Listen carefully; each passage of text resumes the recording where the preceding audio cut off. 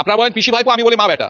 হ্যাঁ, এবার সেটা যদি চ্যালেঞ্জ করে তো আগে তো ডিএনএ টেস্ট করতেই হবে। আপনার বয়সে যেমন কোনো স্থিরতা নেই, কখনো জন্ম তারিখ, উনি বলেন 5ই জানুয়ারি ওনার মা লিখে দিয়েছেন জন্ম তারিখ, যা জন্মের তারিখে ঠিক নেই, তার ডিগ্রিগুলো তো এরকমই হবে।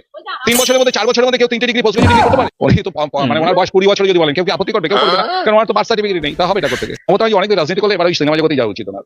ওইটা ওনার পক্ষে সব থেকে উপযুক্ত জায়গা। ওই প্রকল্পের সময় ওই যে এক্সট্রা প্লেটটা ধরেছিল, আপনি দেখেছিলেন এক্সট্রা প্লেটটা উল্টো ধরেছিল, আমি বুঝতে পারছি। তা আপনি একটা ক্লাস 8 এর সব সাবজেক্টে সিঙ্গেল ডিজিট পাওয়া নবনানন্দ থেকে বিতাড়িত একটা লোকের কাছে কি আশা করতে পারেন? সে ওইরকম তো উল্টো ভাবে এক্সট্রা প্লেট ধরবেই আর পাবলিককে বোঝাবে। কোথায় ভোটটা দিল ওকে? ও তো ছাপ্পা মেরে জিতলো। ভীরু কাপুরুষ।